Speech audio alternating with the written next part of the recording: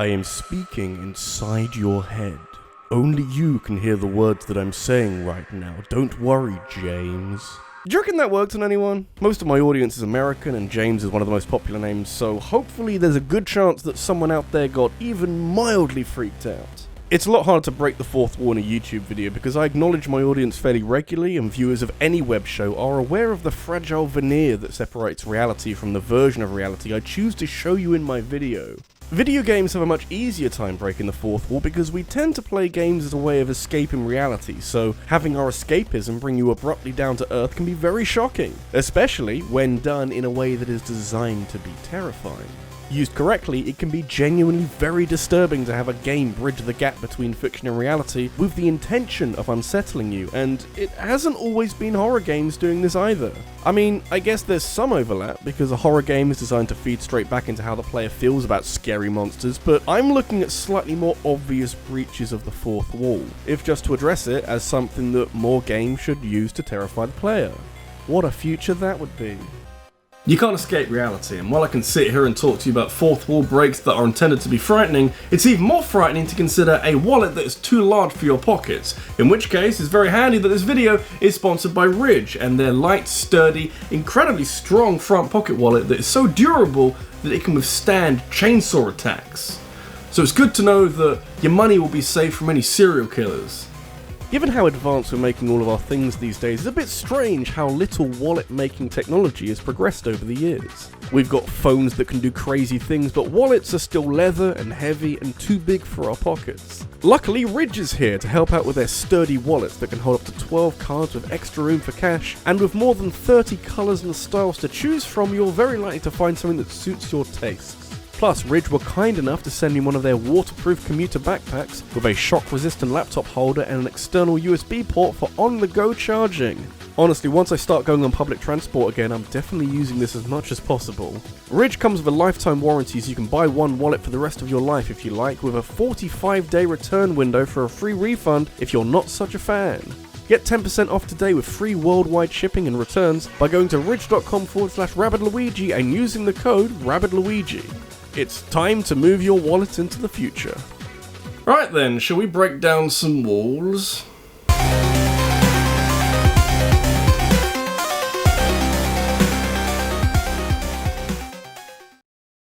The scariest fourth wall breaks come from unexpected sources.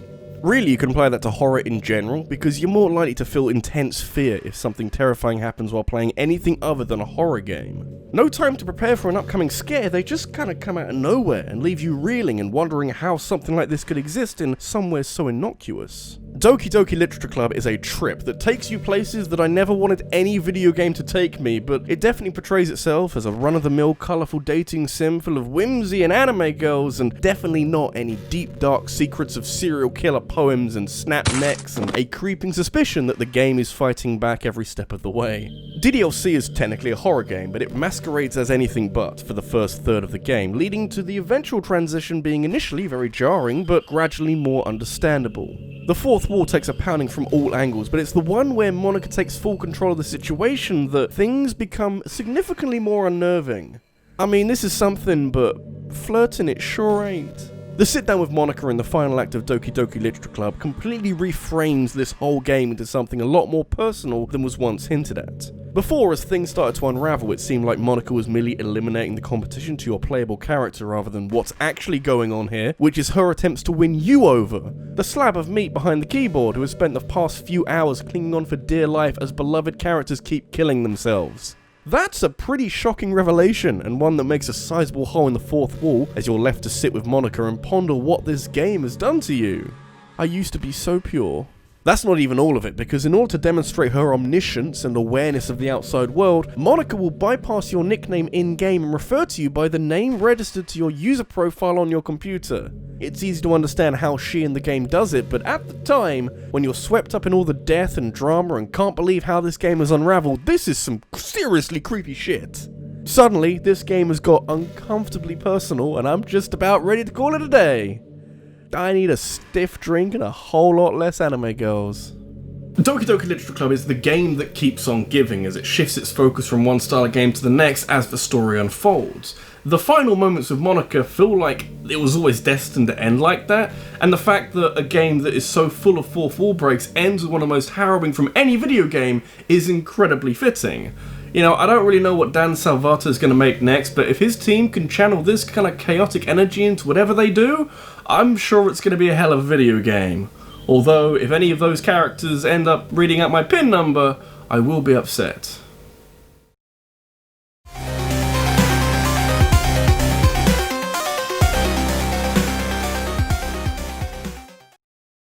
If you're in the market for fourth wall breaks, you could do a lot worse than play Undertale a few times. Specifically more than once, since the worst kept secret in the world is that Undertale changes substantially upon repeat playthroughs with different approaches to how you treat enemies and what your reward is for your dedication to a particular cause. The mechanics of Undertale are simple to the point where the explanation of them ties more into the world the characters live in that naturally bleeds into some characters having a more than typical knowledge of how their own game works.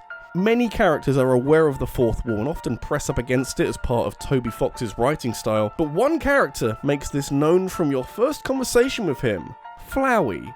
Flowey has a certain way of doing things in Undertale that hides behind the facade of being a helpful tutorial friend, but quickly lifts the veil to reveal just how much he knows about your role in this game. He's one of the most important characters in any playthrough of the game, and always finds a way to involve himself in whatever you end up doing, twice being the final boss of the whole thing. The Genocide run is a fascinating dissection of power fantasies and the overwhelming desire to see everything that a game has to offer, even if every route isn't very rewarding or all that fun to experience firsthand. Undertale isn't a grindy RPG, but it can be if you play it a certain way. You know, the bad way. The Genocide route has a ton of fourth wall breaks as all of the Undertale characters start to catch on to what you're trying to do here, and comment on the metaphysical connotations of a character being controlled into killing all the population. And while it would be in my best interest to talk about Sans and his crazy boss fight, or Chara and how they destroy the game with or without your help, but at that point, at the end of the third and final playthrough, I was fully along for the ride and under the impression that nothing else would faze me. How wrong I was, because what did it for me was the chat you have with Flowey towards the end of the run, where he sympathises and understands your murder spree and uses a line that pays direct reference to YouTube playthroughs and the people who would rather watch someone else grind their way through Genocide than play it themselves. It's really strange, I know, but this was the moment that freaked me out the most because Flowey, and by extension Toby Fox, knew that Genocide was inconvenient enough for some people that they'd want to look it up online, and this line of dialogue highlights just how twisted it is to seek something like this out. He later goes on to say that if you're enjoying this video and want to see more, make sure to subscribe and hit the bell for notifications of every new video, which is almost as scary, but ultimately, acknowledging your audience's shortcomings and cowardice is the kind of meta-commentary that really creeps me out. I've got enough to think about, thank you very much.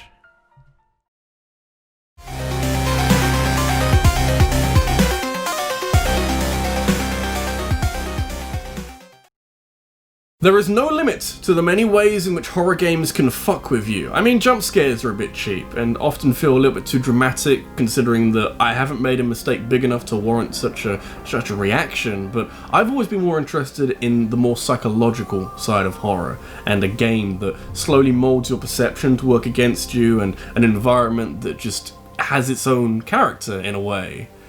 Because they're pretty much fucking perfect for fourth wall breaks. I wish we had more games like Eternal Darkness. Makes me sad that the day of Silicon Knights are no longer around because I'd love to see some kind of remake or sequel that takes some of the best ideas that this game plays with and expands it for a new game. I can't say I've seen too many games like it before or since, and while it draws easy comparisons to the older Resident Evil games, the numerous playable characters and the more psychological stance on horror sets it apart as a really uniquely scary video game. One of the most memorable moments from Eternal Darkness that most players will instantly remember is finding a mangled corpse jump scared to the player's attention while aimlessly wandering the main hub of the game. Designed as a way of messing with the player's sense of security in a mansion that is devoid of enemies or conflict, but rich with the kind of mindfuckery that supports every small thing that Eternal Darkness does with psychological horror. This game was playing with sanity years before Amnesia, and it shows. How many other games would have the balls to try shit like this? If your idea of fun is to watch a game slowly unravel before you in order to pick holes in an already flimsy fourth wall, then Eternal Darkness is the game for you. This game has other things going for it as well, but at this point, most people remember it for the many creative ways it visualizes a loss of sanity, in a way that reflects back onto the player, shattering the fourth wall in the process in intensely memorable ways. The sanity effects work at least somewhat like in Amnesia, where the playable character of the hour loses their grip on reality whenever they see a monster, and leaving things to get worse over time has some profound effects on your environment and some of the more structural parts of the video game. I mean, the blue screen of death is one thing, and the game changing its own volume is another thing, but having all of your save data deleted before your eyes is a whole different ballgame. Most of the sanity effects are mildly annoying, but pretending to erase all of your progress is very cruel, and a sign that the devs know exactly how best to freak a player out. You know, some games have done something similar since, but you never forget the first time a game pretends to delete your save file as a way of showing how insane your character is right now. Listen, my character is fine, they've seen some monsters, but they'll get over it. I, however, will need substantial counselling before I ever trust that a game has saved my data ever again. I already didn't trust autosaving. This hasn't helped at all.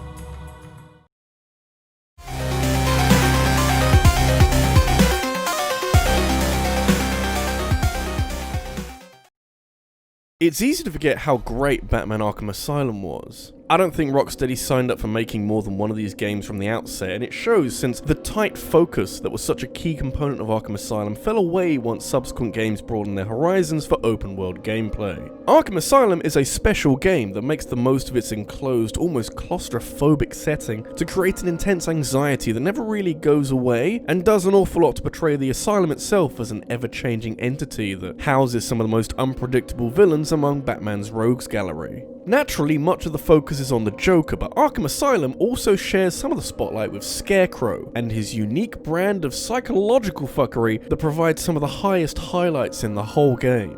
The actual boss fights of him aren't anything special, but the events leading up to them are riddled with manipulative imagery and a host of subtle prods at the fourth wall, so you know who Scarecrow is targeting in these moments. It's Batman. He's clearly targeting Batman, but that doesn't mean that he hasn't got something special cooked up just for you, when you least suspect it.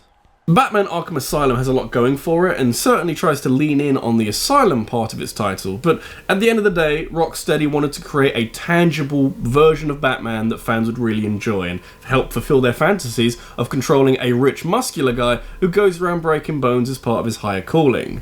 We can tackle the craziest stuff a little bit later, you know, just so long as it doesn't get too crazy. Still, as far as portraying a Batman villain to play to the strengths of the medium you're using to represent them, Arkham Asylum knocks it out of the park with Scarecrow. There's so much you can do with video games that you can't do with a TV show or a comic book, and by the time you're onto your third encounter with Scarecrow, and having your regular flow of walking down a corridor interrupted by your game freezing and crashing on you, I feel like we're using video games to their highest potential. Fucking scary when it happens though, even though you might key in that you're experiencing another tussle with Scarecrow because of your previous run-ins with a bad guy who fucks with your head for a living. Anytime a game glitches up and freezes in a way that distorts the screen, you're gonna fear the worst. Reality is marginally more comforting as you'll run through a sequence where the Joker takes control and triggers a unique game over sequence by shooting Batman in the head, but actually not quite, because he rises from the grave to take down Scarecrow one last time and things return to normal. Thank God for that.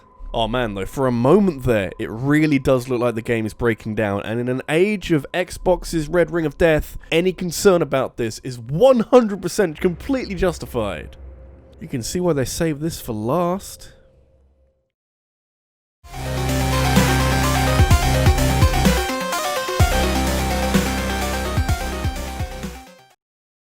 Any video that deals with a scary topic is perhaps more prone to subjectivity than usual. That's obvious because you might be watching on at home thinking, hey RabbidLuigi, that ain't scary. I've seen Paranormal Activity 528 times, you're gonna have to do better than that. And yeah, I know, fear and horror and scary moments where games address you personally are all very circumstantial and are only as effective as they are relevant, but to that I'd say, have you ever played a Metal Gear game before, friend? You might have heard of them. They're pretty good for lots of reasons, but especially the ways they break the fourth wall, because Metal Gear will rarely do that just for a joke. It's definitely happened for a joke in the past, but you think about the most iconic fourth wall break of the lot, where Psycho Mantis reads your save data and fucks with your hardware in the first game, and none of that is done to be funny, really. Weird and quirky, yeah, but also to showcase something that games had very rarely done at that point in time, with the aim being to confuse and disorient the player for a unique boss fight. I don't find it scary though, not gonna lie. Its effect has been diluted so much over the years that the initial shock of Psycho Mantis is long worn off, so I suppose we're lucky that Hideo Kojima was drinking the wacky juice for the sequel, because fuck me does that game get weird at the end.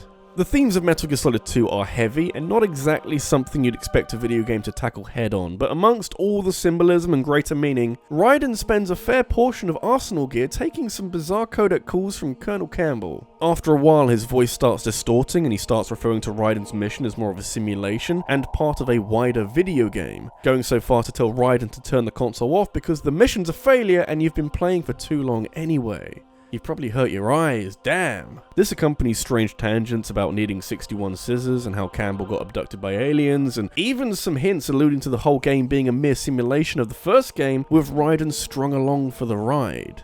All of this comes out of nowhere and catches everyone off guard because there was no precedent for this, and frankly MGS2 had been fairly tame with fourth wall breaks up until this point. Suddenly you've got Campbell spouting crap directly to the player, all while his voice shakes with distortion and his face flickers to look like a skull. When I first played this part of the game, it was late and I was just trying to get to the end. I don't need someone telling me to turn my console off at 2 AM, I had those thoughts running through my head anyway. Poor Raiden puts up with a lot when he's naked. This is RabbidLuigi, and the difference between the Arsenal Gear Codex and basically every other thing I've talked about in this video is that I still find MGS2 scary because of this. Every other fourth wall break I've come to terms with, and I understand what they mean, but it still creeps me out hearing Colonel Campbell just go off the rails and the whole fabric of this game just unraveling before you, and you just gotta sit there and take it. You know, it's like it's haunted.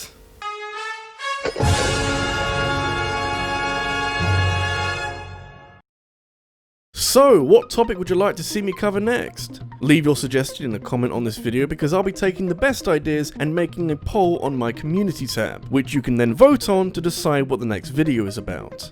I'll be announcing the winner of the poll over on my Twitter, so make sure you follow me so you don't miss out. Thanks for watching, and I'll see you in the next one.